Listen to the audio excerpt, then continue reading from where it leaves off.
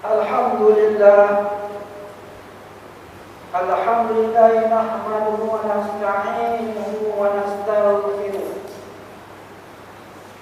wa na'udzu billahi min shururi anfusina wa min sayyiati a'malina. May yahdihillahu fala mudilla lahu wa may yudlil fala hadiya lahu. أشهد أن لا إله إلا الله وحده لا شريك له وأشهد أن محمدا عبده ورسوله. اللهم صل وسلم على سيدنا محمد وعلى آله وأصحابه والتابعين لهم بإحسان إلى يوم الدين. أما بعد فيا عباد الله اتقوا الله أوصيكم وإياي بتقوى الله فقد فاز المتقون. Sidang Jumat yang dimuliakan, bertakwalah kepada Allah Subhanahu wa taala dengan melaksanakan segala perintah dan meninggalkan segala larangannya. Mudah-mudahan kehidupan kita sentiasa dilimpahi rahmat Ilahi. Mimbar akan menyampaikan khutbah yang bertajuk adab dan sopan. Menurut firman Allah Subhanahu wa taala dalam surah An-Nisa ayat 86, A'udzu billahi minasyaitonir rajim. Wa idza huyyitum bi tahiyyatin fahayyu bi ahsana minha aw rudduha. Inna Allah kana ala kulli syai'in hasiba. Shadaqallahul azim. Yang bermaksud, apabila kamu diberikan penghormatan dengan sesuatu penghormatan, yakni seperti memberi salam, maka balaslah penghormatan itu dengan lebih baik, atau balaslah yakni penghormatan itu yang sepadan dengannya. Sesungguhnya Allah menghitung segala sesuatu. Adab dan sopan adalah sebahagian daripada budaya mulia masyarakat Melayu. Adab berakar kata daripada bahasa Arab yang telah dimelayukan dengan etik, dengan arti perlakuan baik mengikut syariat, memperlihatkan tingkah laku serta tutur kata yang halus.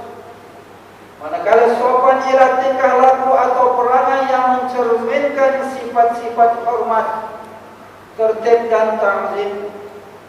Masyarakat Melayu kebiasaannya menyebut sopan santun dengan maksud sikap lemah lembut, tata laku yang baik budi pekertinya, beradab dan hormat selaras dengan tata susila berlandaskan syariat. Islam dan masyarakat Timur sangat mementingkan budi bahasa dan adab sopan dalam kehidupan harian. Kesopanan bahasa semasa bertutur serta kesantunan tingkah laku, dan bukannya ijazah, jawatan, pangkat atau gelaran yang mencerminkan akal budi seseorang insan. Sopan santun tidak terhad kepada kesantunan tingkah laku, bahkan kesopanan bahasa semasa bertutur dan nada suara ketika bertutur turut mencerminkan akal budi seseorang insan. Kelulusan akademik, jawatan, pangkat atau gelaran tanpa sulaman adab dan kesopanan hanya melambangkan kerendahan pribadi serta kelemahan akhlak seseorang insan. Bagi memahami betapa pentingnya adab dan sopan, marilah kita jadikan iktibar perintah Allah Subhanahu wa taala kepada Nabi Musa alaihi salam untuk berdakwah dengan Fir'aun, yang Allah sendiri sifatkan Fir'aun sebagai orang yang melampaui batas. Allah memerintahkan Nabi Musa alaihi salam menggunakan kata-kata yang baik dan lemah lembut ketika bersemuga dengan Fir'aun, seperti mana firman Allah, billahi minasyaitonir rajim. Asbaba ila fir'auna innahu tagha. Faqula lahu qawlan layyinan la'allahu yatazakkaru aw yakhsha. Shadaqallahul azim, yang maksudnya, pergilah kamu berdua kepada Fir'aun, sesungguhnya dia telah melampaui batas. Maka berbicaralah kamu berdua kepadanya, kepada Fir'aun, dengan kata-kata yang lembut. Mudah-mudahan dia beringat atau takut. Surah Taha ayat 43 dan 44. Walaupun Fir'aun kekal ingkar, namun kaedah berdakwah secara berlemah lembut inilah yang melunakkan sebahagian hati ahli sihir Fir'aun untuk beriman dan mengenal Allah Subhanahu wa Ta'ala.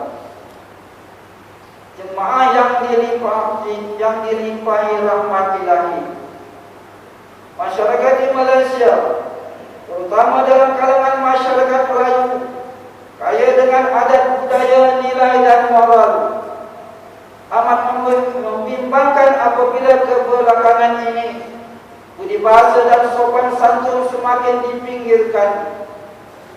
Diperhatikan budi bahasa dan sopan santun dipinggirkan bukan oleh golongan yang tiada berpendidikan atau tiada berjawatan tinggi, tetapi dikorbankan oleh kumpulan yang berpelajaran tinggi, berjawatan dan bergelaran. Berlaku bukannya di tepi-tepi jalan atau di pasar, tetapi berlaku di pentas, tempat dan dewan yang memiliki status kemuliaan. Malah lebih membimbangkan ada kalanya berlaku di tempat-tempat ibadah.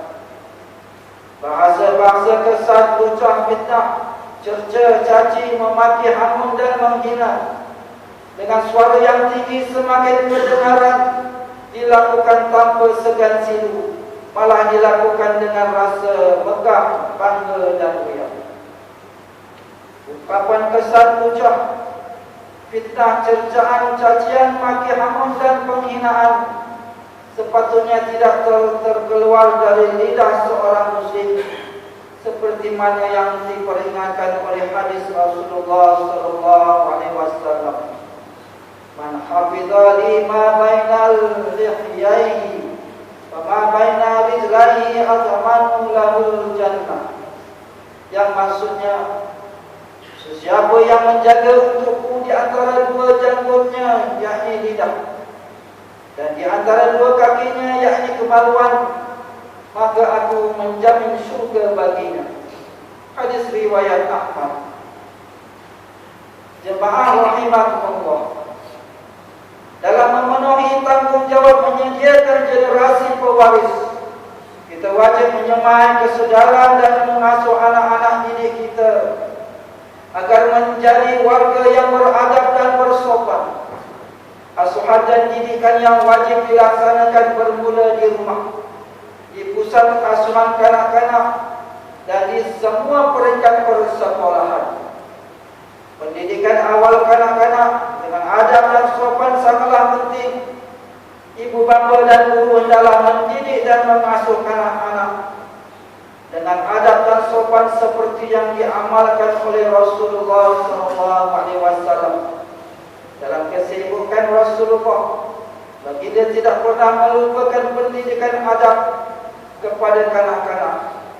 Dalam sebuah kisah diriwayatkan oleh Umar bin Salamah, anak tiri baginda, menceritakan, ketika masih kecil, aku pernah dipangku oleh Rasulullah. Tanganku melayang ke arah julang berisi makanan. Rasulullah berkata padaku, "Nak, bacalah bismillah, lalu makanlah dengan tangan kanan dan ambillah makanan yang paling dekat denganmu. Maka seperti itulah cara makanku seterusnya." Hadis riwayat Bukhari dan Muslim. Ibu bapa dan guru hendaklah menjadi suri teladan terbaik. Pendidikan anak-anak tidak sempurna jika dibimbing sekadar untuk celik membaca, bijak menulis dan pintar mengira, tetapi menjadi insan yang tidak beradab dan tidak bersopan.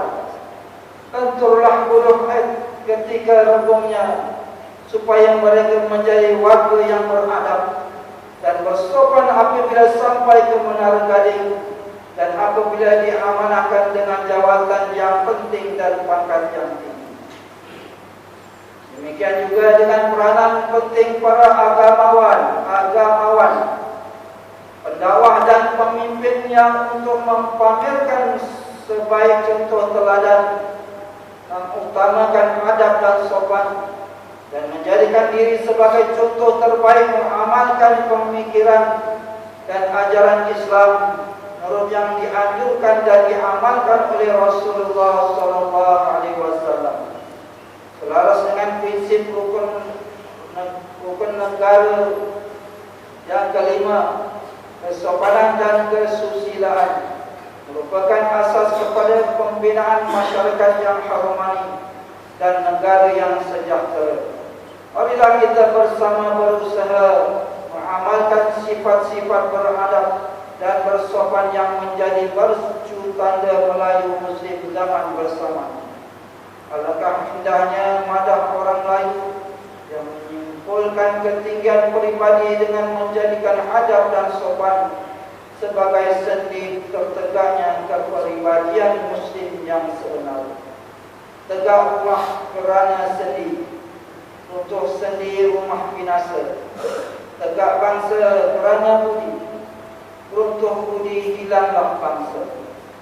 Barakallahu li wa lakum fil Qur'anil 'azim wa nafa'ani wa iyyakum bima fihi minal ayati wadh-dhikril hakim. Wa taqabbala minni wa minkum tilawatahu innahu was-sami'ul 'alim.